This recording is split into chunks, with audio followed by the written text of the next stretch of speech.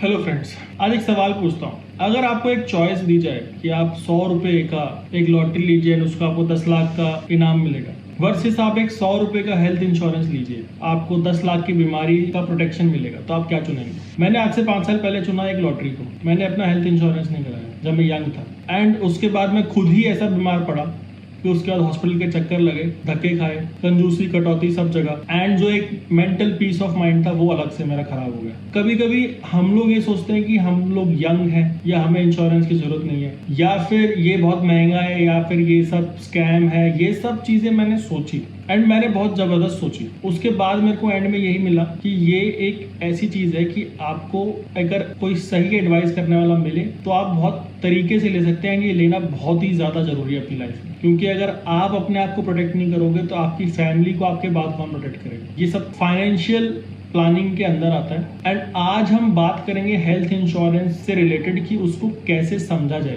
उसके क्या important terminologies हैं, ताकि अगर आपको कभी वो खुद से लेना भी पड़े तो आप उसमें कोई धोखा ना खाएं। तो दोस्तों, उसी तरह से आज की ये वीडियो दो तरह के लोगों के लिए, एक जिनके पास हेल्थ इंश्योरेंस है ही नहीं, एंड दूसरा जिनके पास हेल्थ इंश्योरेंस है बट उनको पता ही नहीं कि उसके अंदर चीजें कैसे होती हैं। कभी क्लेम अगर आ गया तो वो लोग क्या करेंगे। आइए शुरू करते हैं टर्मिनोलॉजी से। सबसे पहली चीज होती है सम इंश्योर्ड। दोस्तों, ये एक लीगली जो मैक्सिमम क्लेम है जो आपको कंपनी देगी, ये वो नंबर है। अगर ये 5 लाख है तो 5 लाख की बीमारी के लिए ही आप सेफ समझिए अपने आप को, उससे ऊपर के लिए आप रेडी रहिए खर्चा देने के लिए। इसीलिए इसके अंदर एक चीज आती है जिसको कहते हैं रिस्टोरेशन बेनिफिट। रिस्टोरेशन बेनिफिट का मतलब ये है कि अगर आपने आज मानिए 1 साल के अंदर आप 3 बार बीमार पड़े एंड तीनों बार आपने 5-5 लाख का खर्चा उठाया, आपकी हर एक बीमारी के बाद कंपनी आपके जो सम इंश्योर्ड है उसको रिस्टोर कर देती है 5 लाख पे। 5 लाख में से अगर आपने 4 लाख यूज किया एंड 1 लाख बचा, अगर वो भी खत्म हो गया तो फिर आपका नेक्स्ट अगर आप एडमिट होते हैं तो वो फिर से 5 लाख हो गया।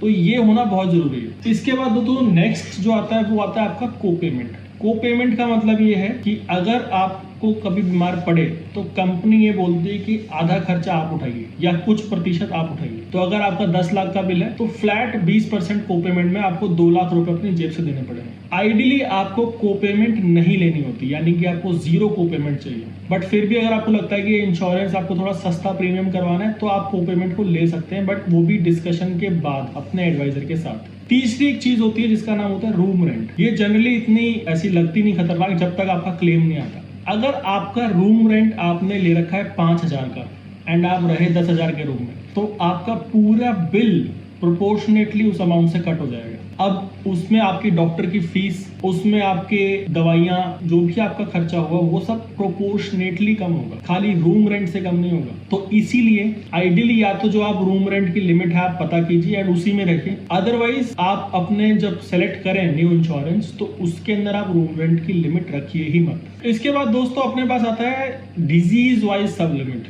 अब ये कैसा है कि आपको अगर कोई बीमारी होती है, मान लो आपको नी रिप्लेसमेंट करानी है, किडनी स्टोन हो गए या फिर कुछ भी हो गया, कुछ बीमारियों की डिजीज के हिसाब से लिमिट्स वेरीफाइड है कि अगर ये बीमारी होती है तो उतना ही पैसा कंपनी देगी। तो उस केस में भी आपको ये ध्यान रखना है कि आपके कोई इंश्योरेंस में ऐसी कोई लिमिट है या नहीं। अगर है तो आप तुरंत उसको चेंज करा लीजिए, क्योंकि अगर आपका ज्यादा खर्चा आया तो कंपनी वो खर्चा नहीं देगी, वो उतना ही खर्चा देगी। इसके बाद आता है अपना waiting period. Waiting period generally ये होता है कि इंश्योरेंस कंपनी के हिसाब से ये समझिए कि अगर मैं जाता हूँ उनके पास से, कोई भी जाता है उनके पास, तो हम लोग झूठ बोल सकते हैं, राइट। तो वो लोग क्या करते हैं, वो बोलते हैं कि यार अगर कोई बीमारी है इसको तो 2-3 साल बाद आने दो, तब तक तो पता चल ही जाएगा। तो इसीलिए वो वेटिंग पीरियड रखा जाता है। आपको ये चूज करना है कि या तो वेटिंग पीरियड कम हो या ना हो, ये आपका वेटिंग पीरियड सॉर्ट हो गया। इसके बाद दोस्तों अपने पास आते हैं राइडर्स। राइडर्स बहुत सारे होते हैं, तरह तरह के होते हैं, इसलिए इसमें ज्यादा नहीं घुसेंगे, बट मेन राइडर्स मैं कवर करना चाहता हूँ आपके साथ। एक राइडर होता है जिसका नाम है क्रिटिकल इलनेस, यानी कि अगर आपको कोई भी क्रिटिकल इलनेस होती है जैसे कि कैंसर या फिर हार्ट रिलेटेड कोई कंडीशन, तो उस केस में कंपनी आपको एक लमसम पे आउट दे देती है। वो ये भी बोल सकती है कि आपको फ्यूचर प्रीमियम नहीं देने, वेवर ऑफ प्रीमियम जिसे कहते हैं राइडर्स में। उसके साथ ही आपको कुछ पर्सनल एक्सीडेंट कवर भी मिल सकता है। अगर आपका एक्सीडेंट हो जाता है तो आपको एक लमसम अमाउंट वहां पे मिल सकता है। अगर आपकी कोई डिसेबिलिटी होती है तो देन वो आपको कुछ मंथली पे आउट भी दे सकते हैं। तो इसमें बहुत सारे कंडीशंस जाते हैं। राइडर्स के अंदर जो एक इंपॉर्टेंट राइडर आता है वो आता है आपका जो वेटिंग पीरियड है उसको 0 कर सकते हैं, यानी कि आप अगर हार्ट या बीपी या डायबिटीज़ के मरीज़ हैं, तो आप जिस दिन आप इंश्योरेंस ले रहे हैं आप उसी दिन से अपने आप को कवर कर सकते हैं, आपको वेटिंग पीरियड की जरूरत नहीं होगी। बट इसके लिए ऑफकोर्स आपको थोड़ा एक्स्ट्रा पैसा देना पड़ता है उस टाइम। इसके अलावा दोस्तों मैटरनिटी का कवर भी आता है, यानी कि अगर आप एक्सपेक्टिंग हो या फिर आप फैमिली प्लानिंग की तरफ जा रहे हो तो आपको मैटरनिटी कवर भी आप एक्सप्लोर कर सकते हो। ऑफ कोर्स उसके अंदर भी आपको देखना पड़ेगा कि कुछ कंपनीज जो होती हैं उसको लिमिट कर देती हैं 1 लाख 2 लाख, कुछ लोग सम इंश्योर्ड पे लिमिट कर देते हैं कि हम लोग सम इंश्योर्ड का 10% देंगे, तो वो आपको मैटरनिटी कवर के अंदर भी देखना पड़ेगा। लास्ट अपने पास जो भी इम्पोर्टेंट पॉइंट है वो है नेटवर्क हॉस्पिटल्स का। अगर आप किसी भी इंश्योरेंस का एक नेटवर्क हॉस्पिटल होता है, यानी कि वहाँ वो इलाज या तो कैशलेस करेंगे या कम रेट पे करेंगे, एंड उसके अलावा अगर आप कहीं जाते हो तो आपका इलाज शायद को पेमेंट भी लगे एंड आपको आपका इंश्योरेंस का प्रीमियम भी ज़्यादा हो जाए। एंड ये जो लिस्ट होती है ये आपकी कंटिन्यूसली रिवाइज होती रहती है, तो इसीलिए आप जब भी आप जहाँ रहते हैं उसके आसपास के हॉस्पिटल्स जहाँ आप अपना इलाज कराते हैं वो जरूर देख लीजिए कि आपके इंश्योरेंस के अंदर वो कवर्ड है या नहीं। तो दोस्तों मैं आपको कंज्यूमेबल्स के बारे में बताना भूल गया था। आई थिंक कंज्यूमेबल्स का मतलब ये होता है कि आप जब भी आपका कोई इलाज होता है तो बहुत सारी चीज़ें जैसे ग्लव्स हो गए या फिर आपके डिसइंफेक्टेंट्स हो गए, उन सब बैंडेड्स हो गए, इन सब को कवर नहीं किया जाता।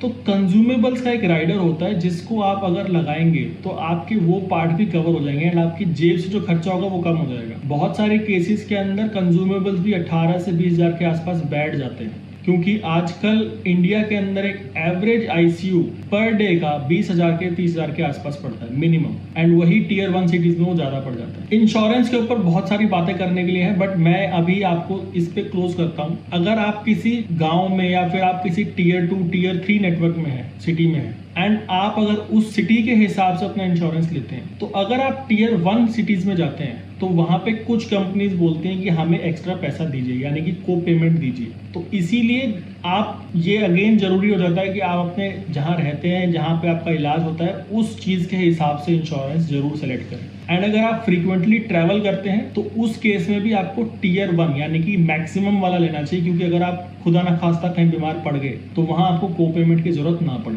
तो दोस्तों ये था हमारा हेल्थ इंश्योरेंस के ऊपर एक फुल एक्सप्लेनर वीडियो। इसके अंदर और डिटेल्स हैं, मैं खुद एग्री करता हूँ, इसलिए अगर आपको कहीं पे भी कोई इशू आता है तो आप हमें जरूर डीएम करें या हमसे आप अपनी पॉलिसी को फ्री में रिव्यू भी करा सकते हैं। तो अगर आपको ये वीडियो अच्छी लगी हो तो please like share and subscribe कीजिए एंड इस चैनल को फॉलो कीजिए। Thank you.